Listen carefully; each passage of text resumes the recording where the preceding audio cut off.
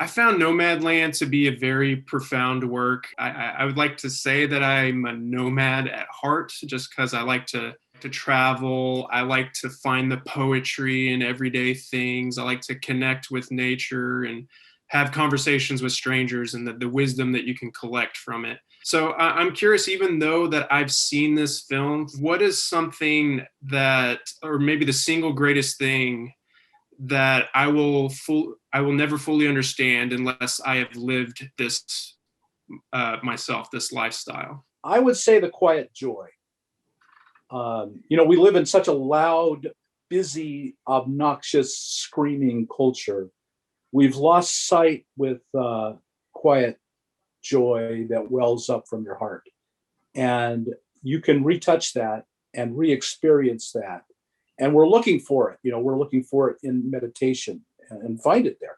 But we're looking for it in many ways today. And it becomes just a normal part of your life when you live on the road. Yeah, it's a very unique experience. I can't claim to have the wisdom that a van dweller would, in that I was a bit of a fake nomad or a faux mad on the road, on and off again over 3 years, but not permanently.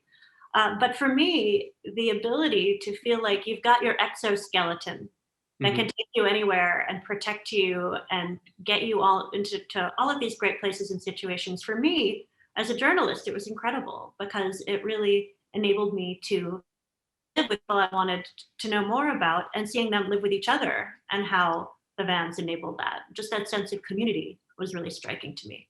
Is there anything that you got out of seeing it through Chloé's lens that you may have not understood before? I think there's something very important that people miss about Nomadland, the movie.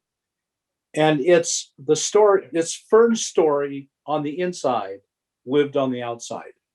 And so we're looking for excitement, because that's what we demand in our culture, and flashing lights and bulbs.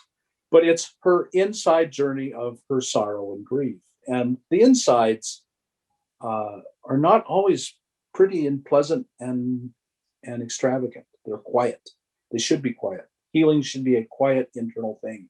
And we see that on the screen.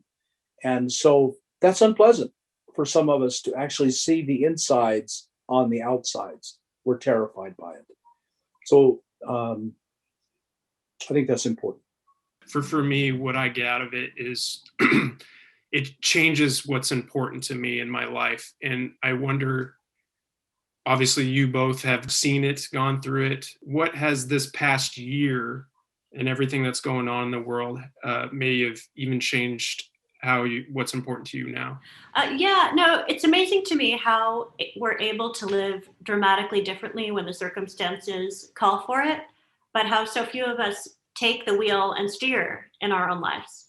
So we see all the great changes brought on by lockdown, and yet there are so many things that we want to change, from climate, basically preventing climate change as much as we can at this point, to pushing back against consumerism. And yet I feel like we don't really dare enough in ordinary life. We don't take the drastic steps until we have to. And for me, seeing people take these drastic steps on the road, change their lives completely, to me, that's disruptive. I'd like to kind of reclaim that term from Silicon Valley, where I think it's misused, and talk about how people are doing it when they manage to change their own lives.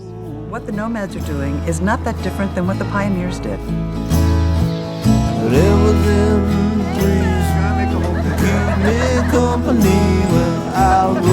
One of the things I love most about this life is that there's no final goodbye.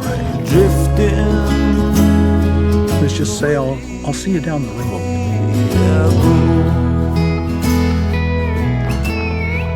Hey, find anything interesting? Rocks!